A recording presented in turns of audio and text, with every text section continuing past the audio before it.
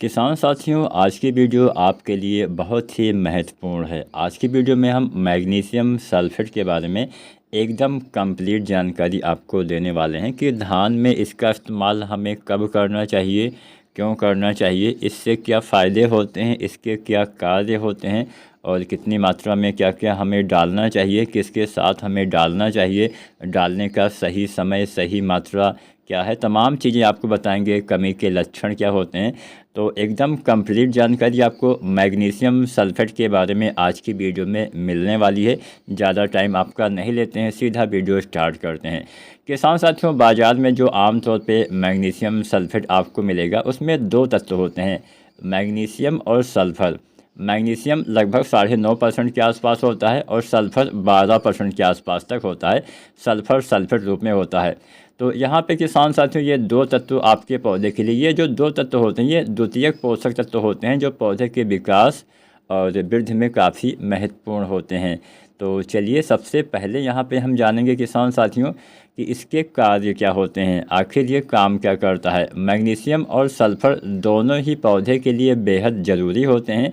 Magnesium से पौधे में क्लोरोफिल का निर्माण होता है। क्लोरोफिल एक केंद्रीय घटक होता है जो पत्तियों को हरा रंग देता है। प्रकाश संश्लेषण जिससे और अच्छे से हो पाती है।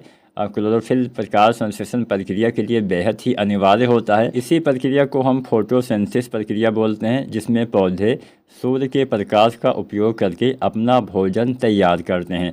मैग्नीशियम की कमी से प्रकाश संश्लेषण प्रक्रिया धीमी हो जाती है, जिससे पौधे का विकास भी धीमा हो सकता है। मैग्नीशियम आपके पौधे में एंजाइमों के निर्माण में भी हेल्प करता है, उनको सक्रिय करता है, जिससे विभिन्न जो क्रियाएं होती है जैसे फास्फोरस का सही से उपयोग पौधे में अच्छे से श्वसन प्रक्रिया, प्रोटीन संश्लेषण में काफ़ी महत्वपूर्ण योगदान होता है। पोषक तत्व अवशोषण में भी ये काफ़ी हेल्प करता है। नाइट्रोजन और फास्फोरस जैसे जो अन्य आवश्यक तत्व होते हैं वो पौधे अच्छे से अवशोषित कर पाते हैं, यानी भोजन के रूप में ग्रहण कर पाते हैं। कार्बोहाइड्रेट का पौधे अच्छे से उपयोग कर पाते हैं, इसके उपयोग को ये बढ़ाता है और शर्करा के उत्पादन को भी ये तेज करता है। नई शाखाओं के विकास में काफ़ी हेल्प करता है।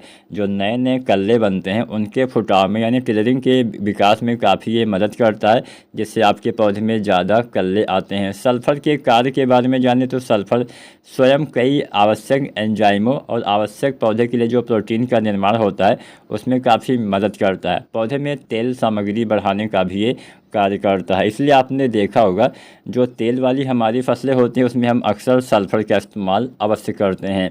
मैग्नीशियम सल्फेट के फ़ायदों के बारे में अगर हम जानें तो पौधे में हरियाली रहती है, पौधे हरे भरे रहते हैं, पौधे का समग्र विकास अच्छे से होता है, उच्च पैदावार और अच्छी गुणवत्ता मिलती है क्योंकि पौधे अच्छे से भोजन बना पाते हैं, अच्छे से प्रकाश संश्लेषण करते हैं, जिससे अनाज की गुणवत्ता भी काफ़ी अच्छी देखने को किसान साथियों मिल जाती है।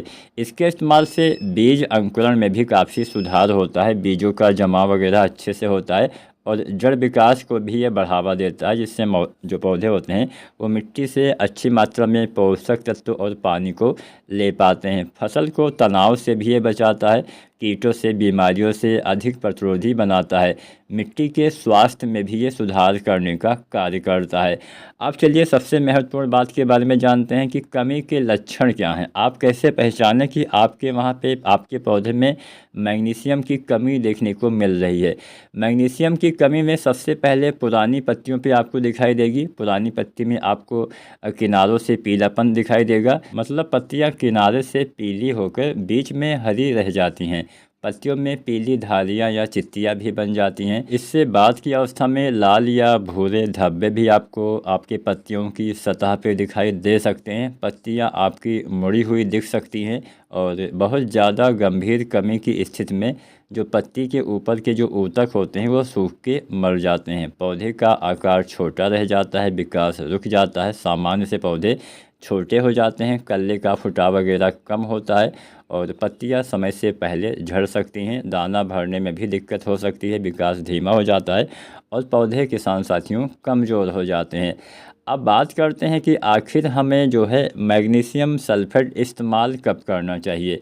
इसका इस्तेमाल आप रोपाई के समय से लेके 20-25 दिन तक कर सकते हैं। अच्छा समय अगर मेरे हिसाब से माना जाए तो 1 सप्ताह या 10 दिन के बाद आप डालें तो अच्छा है। जब आप यूरिया डालते हैं 10 दिन के आसपास तक, तब उसके साथ डालने से अच्छा फ़ायदा मिलेगा। इसको आप यूरिया जिंक के साथ मिला के आसानी से आप प्रयोग कर सकते हैं। कल्ले निकलते समय भी आप डाल सकते हैं, लेकिन रोपाई के समय डालने से आपको बचना होता है। क्यों बचना होता है, आगे मैं इसी वीडियो में आपको बताता हूँ। पहले मात्रा के बारे में जान लेते हैं, कितनी मात्रा में देना होता है। तो किसान साथियों, मैग्नीशियम सल्फेट अगर आप मिट्टी में इस्तेमाल करते हैं तो लगभग इसकी मात्रा 5 किलो से लेकर 6-7 किलो तक आप प्रयोग कर सकते हैं प्रति एकड़ के हिसाब से।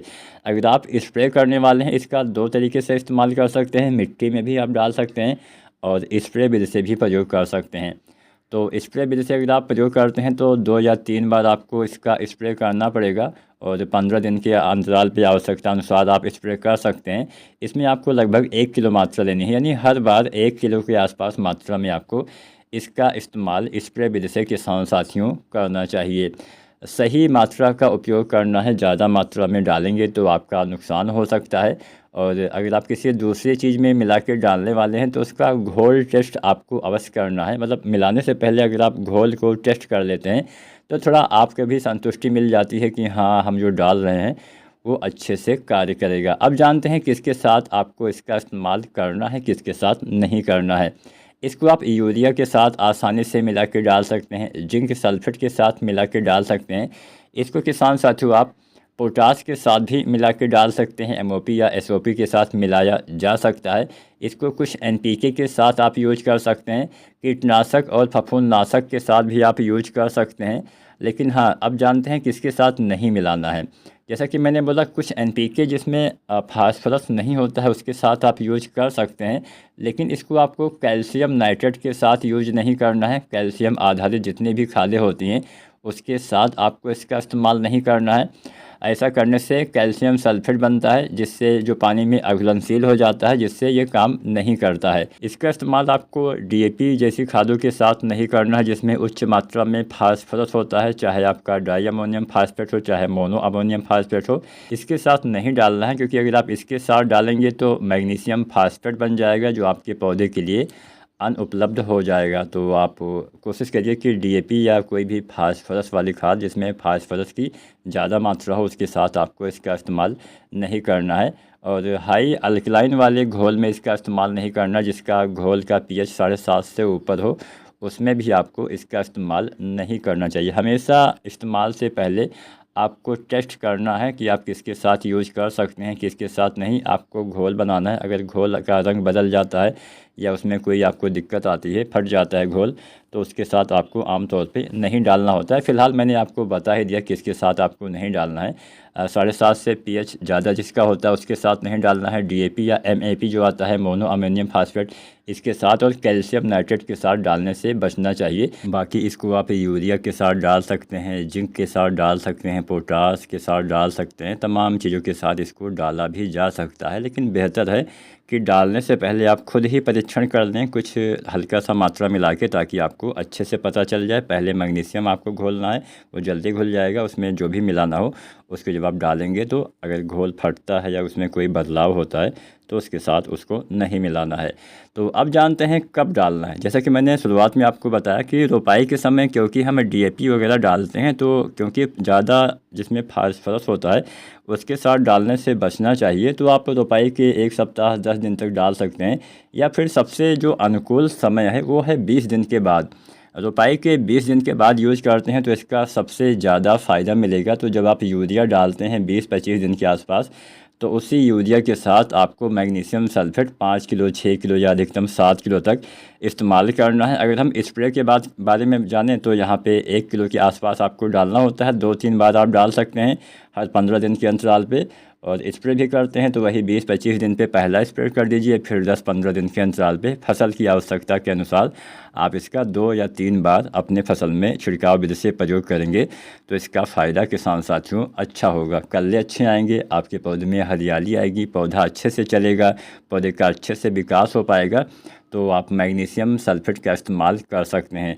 इसी तरह से अगर आप किसी दूसरी खाद के बारे में वीडियो देखना चाहते हैं, आज हमने मैग्नीशियम सल्फेट के बारे में बताया है, कल हम हो सकता है फेरस सल्फेट के बारे में आपको बताएं। तो जिसके बारे में भी आपको जानना हो आप भी हमें राय दे सकते हैं। हम आपके दिए गए सुझाव पे भी कार्य करेंगे। अगर पॉसिबल होगा तो जल्द से जल्द उस विषय पे आपके लिए वीडियो तैयार कर लेंगे। तो आज की वीडियो आपको कैसी लगी हमें आप अवश्य बताइएगा। मैग्नीशियम सल्फेट धान में डाल के आप अच्छे कल्ले, अच्छा फुटाव और अच्छा उत्पादन अवश्य ले सकते हैं। और SRJ खेती चैनल को सब्सक्राइब नहीं किया है तो आप उस चैनल सब्सक्राइब करिए। कोई भी आपके मन में सवाल हो जो आपको ना पता हो, कुछ भी फसल के संबंध में, यानी किसी भी फसल के संबंध में, तो आप बेझिझक कमेंट के माध्यम से हमसे पूछ सकते हैं। हम आपके सभी सवालों के जवाब अवश्य देने का जल्द से जल्द प्रयास करेंगे। वीडियो को लाइक करना मत भूलिएगा। धन्यवाद।